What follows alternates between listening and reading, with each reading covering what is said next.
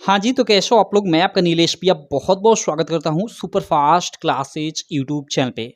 दोस्तों आज की इस वीडियो में हम लोग देखेंगे क्लास 10th इंग्लिश के कुछ इम्पोर्टेंट ऑब्जेक्टिव क्वेश्चन। जी हाँ, मेरे दोस्त मैं आपको बता दूँ कि आप लोग के एग्जाम में जो ऑब्जेक्टिव क्वेश्चन है, आप सब लोग जानते हो कि यूपी बोर्ड की मैं बात कर रहा हूँ। 20-20 ऑब्जेक्टिव क्वेश्चन आपके एग्जाम में आ रहे हैं शुरू-शुरू में। तो उसमें से आप लोग का जो इंग्लिश का प्रोज वाला सेक्शन है ना, उससे मैं आपको बता दूं कि 5 ऑब्जेक्टिव क्वेश्चन आपके एग्जाम में पूछे जाएंगे, जिसमें से आपके 2 जो ऑब्जेक्टिव क्वेश्चन रहेंगे वो पैसेज बेस्ड रहेंगे। मतलब आप देखो जैसे ये पैसेज है ना, ठीक है, इसको आपको दे देगा और उससे रिलेटेड आपके एग्जाम में नीचे 2 ठे क्वेश्चन पूछा रहेगा। तो आपको इन क्वेश्चन का आंसर ऊपर का जो पैसेज रहेगा उसको पढ़कर देना होगा। और 3 ठे आपके एग्जाम में मान लो डायरेक्ट पूछा रहेगा, मान लो डायरेक्ट क्वेश्चन पूछ दे कि how many house situated in the valley, ऐसे डायरेक्ट पूछ दिया। आपको पहले से ये पता होना चाहिए, अगर चैप्टर पढ़े हो तो आपको आसानी से ये पता होगा कि कितने हैं, तो आप आसानी से लगा सकते हो। तो इस प्रकार आपका 5 ऑब्जेक्टिव होगा। तो चलो इस वीडियो में हम लोग एक ये जो पैसेज है इसको पढ़ लेते हैं, और इससे रिलेटेड आप लोग का यहाँ मैं इधर और कुछ इधर क्वेश्चन लाया हूँ ऑब्जेक्टिव से ऑब्जेक्टिव रिलेटेड। तो इन सारों को हम लोग सॉल्व कर लेते हैं। ये चैप्टर आपका काफ़ी इंपॉर्टेंट है, इससे निश्चित है आप लोग के एग्जाम में ऑब्जेक्टिव आएगा ही आएगा। तो जैसे आपका फर्स्ट ही पैराग्राफ है इंग्लिश का, ठीक है, इसको पहले पढ़ते हैं और फिर ये क्वेश्चन का आंसर देते हैं। ओके, चलो सबसे पहले देखो पैराग्राफ क्या है। उसमें लिखा है कि दी हाउस, यानी दी हाउस मीन्स घर, और यहाँ हाउस के पहले दी लगाया है, यानी किसी स्पेसिफिक हाउस की बात कर रहा है, किसी स्पेसिफिक घर की बात कर रहा है। किसकी बात कर रहा है आप सब लोग जानते हो कि ये लेंचो के घर की बात कर रहा है, ठीक है। तो दी हाउस घर, the only one in the entire valley, मतलब दी ओनली वन जो केवल एक था, इन द इंटायर वैली यानी पूरी घाटी में। Set on the crest of a low hill, एक नीची पहाड़ी की चोटी पे जो स्थित था, ठीक है। फ्रॉम दिस हाइट, इस ऊंचाई से, वन कुड सी यानी कोई देख सकता है, द रिवर नदी, एंड द फील्ड और मैदान, of rife corn dotted with the flowers means धान के फूलों से लदे हुए पौधों को देख सकता है, ठीक है। उसके अलावा that always promised a good harvest, जो डेट जो, ठीक है, ऑलवेज प्रॉमिस्ड जो हमेशा वादा करते हैं, अ गुड हार्वेस्ट मीन्स एक अच्छी फसल का, ठीक है। The only think the earth needed was, केवल एक, दी ओनली थिंग केवल एक वस्तु, द अर्थ नीडेड यानी पृथ्वी को जिसकी आवश्यकता थी, वाज अ डाउनपार मतलब एक मूसलाधार बारिश, ठीक है। मूसलाधार मीन्स एक तरह से बोल सकते काफ़ी तेज वर्षा, और अथवा एटलीस्ट अ शावर, अथवा एक शावर, मतलब जो अर्थ थी, पृथ्वी थी, उसको केवल एक वर्षा, मूसलाधार वर्षा यानी काफ़ी जोरदार बारिश की आवश्यकता थी। अगर जोरदार बारिश न पड़े तो कम से कम एक शावर, मतलब शावर मीन्स मतलब नॉर्मल भी बारिश पड़ जाए, ठीक है। ये कहने का मतलब है कि पृथ्वी को उस समय आवश्यकता थी। थ्रू आउट द मॉर्निंग मतलब पूरे दिन, ठीक, पूरे थ्रू आउट दी यानी पूरे समय, और आगे मॉर्निंग लिखा है मतलब सुबह से ही पूरे समय तक यानी पूरे दिन तक। लेंचो लेंचो हु न्यू जो जानता था, ठीक है, who knew his field intimately जो अपने फील्ड को अच्छी तरह से जानता था। इंटीमेटली मीन्स अच्छी तरह से, फैमिलियर यानी जिससे वो अच्छी तरह से परिचित था, ठीक है। Had done nothing ills but see the sky towards the north east means north east यानी उत्तर पूर्व की दिशा में देखने के अलावा ही डन नथिंग उसने कुछ नहीं किया था पूरे दिन, ठीक है। तो ये इसका अर्थ रहा। अब चलो इससे रिलेटेड आप लोग का, हम लोग का जो ये ऑब्जेक्टिव क्वेश्चन बनता है, इस ऑब्जेक्टिव क्वेश्चन को हम लोग देख लेते हैं, एमसीक्यूज को देख लेते हैं। फिर मैं आपको बताना चाहूँगा कि 5 आप लोग के एमसीक्यूज पूछे जाएंगे पूरे प्रोज के चैप्टर से।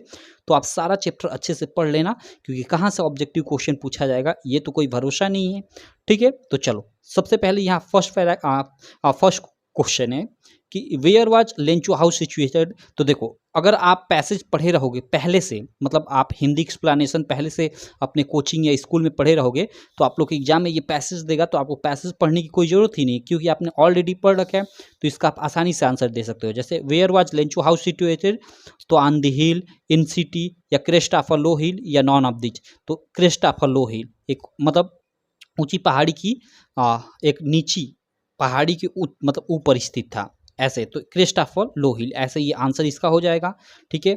जैसे यहाँ पे है ना, on the crest of a low hill, okay.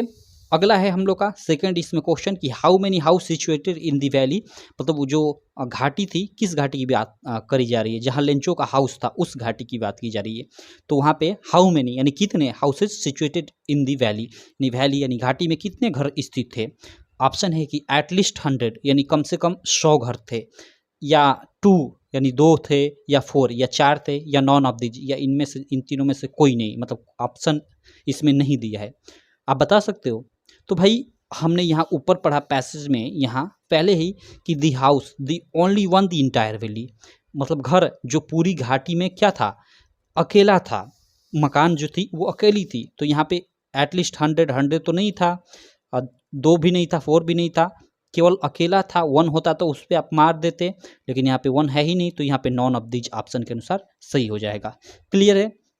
तो देखो आपके एग्जाम में मैं फिर बता दूं कि जैसे ये पैसेज दे देगा और इस पैसेज से रिलेटेड 2 ऑब्जेक्टिव दे देगा। एक इस प्रकार का 2 ऑब्जेक्टिव क्वेश्चन रहेगा आपके प्रोज से, और 3 आपके ऑब्जेक्टिव क्वेश्चन डायरेक्ट रहेंगे, मतलब उसके लिए पैसेज नहीं देगा, आपको पहले से ही पैसेज आपको क्लियर रहना चाहिए। ठीक है, तो इसलिए मैं बोल रहा हूँ कि आप सारा अपना chapter a letter to God हो या कोई भी चैप्टर हो उसको अच्छे से हिंदी एक्सप्लेनेशन के साथ पढ़ लेना। क्लियर। अब देखो अगला क्वेश्चन मैं यहाँ पे ला देता हूँ। अगला क्वेश्चन क्या है कि find out synonym of the word intimately. Okay, हमें इंटीमेटली जो शब्द है इसका हमें साइनोनियम बताना है। तो देखो ये जो पैसेज है इसमें एक शब्द यहाँ पे आया था intimately, who knew his field, मतलब हु न्यूज जो जानता था, नो न्यू नोन, ये आपका सेकेंड फॉर्म। तो who knew his field intimately, जो अपने फील्ड को खेत को अच्छी तरह से जानता था, तो इंटीमेटली यानी अच्छी तरह से, एक तरह से। ठीक है, तो इसका जो साइनोनियम होगा, साइनोनियम मीन्स पर्यायवाची, वो क्या होगा, गुड होगा, फेमिलियर होगा, या कंटिन्यू होगा, या फ्रेंडली होगा। काफ़ी लोग फ्रेंडली पे लगाएंगे लेकिन ये गलत हो जाएगा, इसका मतलब होगा फेमिलियर। इंटीमेटली का जो पर्यायवाची शब्द होता है यानी साइनोनियम होता है वो फेमिलियर। ठीक है, इंटीमेटली मीन्स एक तरह से वो अपने खेतों से अच्छी तरह से परिचित था या जिसको अच्छी तरह से वो जानता था, और फेमिलियर का भी मतलब होता है परिचित। ठीक है, तो ये रहा इसका बी वाला ऑप्शन सही। अब देखो फिर मैं आपको देखो बार बार ये बोल रहा हूँ, आप मॉडल पेपर, मैंने मॉडल पेपर की वीडियो बना रखा है इंग्लिश का, आप चैनल पे जाकर देख लीजिएगा, या उसका लिंक मैं इस वीडियो के डिस्क्रिप्शन में भी डाल दूंगा, उस वीडियो का मॉडल पेपर का। उसमें मैंने बताया हुआ कि कैसे आप लोग का पूरा इंग्लिश का पेपर आएगा। फिर एक बार मैं दोहरा दूँ कि एक पैसेज दिया रहेगा, ठीक है, और उससे रिलेटेड 2 ठे ऑब्जेक्टिव दिया रहेगा। ठीक है, उसका आंसर पैसेज पढ़कर देना होगा, ये प्रोज से आपका पैसेज होगा, और 3 ठे आपका डायरेक्ट आपका क्वेश्चन रहेगा प्रोज से। ठीक है, अलग अलग चैप्टर से, तो उनका 3 का आपको डायरेक्ट पढ़कर आंसर देना होगा। इस प्रकार आपके 5 क्वेश्चन रहेंगे ऑब्जेक्टिव के प्रोज से, 20 में से 5 आपके ऑब्जेक्टिव प्रोज से रहेंगे। क्लियर। चलो उसके बाद तीसरे के बाद चौथा प्रश्न देख लेते हैं। The earth needed was a, okay, और आगे डाट डाट डाट है। द अर्थ मतलब पृथ्वी को, नीडेड वाज मतलब आवश्यकता थी, किसकी, किस चीज की आवश्यकता थी भाई। आगे लिखा है ऑप्शन में कि downpour, at least a shower, both A and B, या नॉन ऑफ दिच। तो देखो हमने पढ़ा, अभी पैसेज में पढ़ा, या मतलब आप पहले से भी पढ़ चुके होंगे कि जो पृथ्वी थी उसको एक मतलब मूसलाधार वर्षा की जरूरत थी, या कम से कम एक शावर की जरूरत थी। तो एक इस प्रकार तो ए भी ऑप्शन सही हुआ, बी भी ऑप्शन सही हुआ, लेकिन सी वाला देखो बोथ ए एंड बी यानी ए और बी दोनों ऑप्शन सही है, तो इस प्रकार ये बिल्कुल आपका राइट ऑप्शन हो जाएगा। ठीक है, इसका सी आंसर हो जाएगा, क्योंकि ये वाला इन दोनों ऑप्शन को अपने आप में इंक्लूड कर ले रहा है, तो ये सी वाला आपका राइट ऑप्शन हो जाएगा। क्लियर। आप अगर ये क्वेश्चन आ जाता है तो सी वाला आप अपने ओएमआर शीट में भरोगे। उसके बाद 5वां क्वेश्चन देख सकते हो। 5वां क्वेश्चन क्या है ऑब्जेक्टिव में कि why was Lencho looking at the sky toward the north east, means Lencho क्यों देख रहा था भाई स्काई यानी आकाश को, टुवर्ड द नॉर्थ ईस्ट यानी नॉर्थ ईस्ट की तरफ, नॉर्थ ईस्ट की तरफ लेंचो आकाश को क्यों देख रहा था। तो इसमें 4 ऑप्शन हैं। पहला ऑप्शन में है कि he was waiting for plane, वो प्लेन यानी भाई जहाज का इंतजार कर रहा था, या बी ऑप्शन की ही वाज वेटिंग फॉर हेलिस्टोन, वह हेलिस्टोन मीन्स एक तरह से पत्थर का वेट कर रहा था, हेलिस्टोन्स की। तो ये है, या सी ऑप्शन में कि बोथ ए एंड बी मतलब इन दोनों का इंतजार कर रहा था, या डी है ऑप्शन की नॉन ऑफ दिस मीन्स इसमें से कोई ऑप्शन सही नहीं है। तो सही ये डी वाला ऑप्शन है। क्यों, क्योंकि वह ना तो प्लेन का इंतजार कर रहा था, ना तो हिल स्टोन का, ठीक है। और ये तो दोनों को कह रहा है कि दोनों का इंतजार कर रहा था, तो ये भी ऑप्शन गलत है। वह किस चीज़ का इंतजार कर रहा था? वो वर्षा का इंतजार कर रहा था, रेन का इंतजार कर रहा था।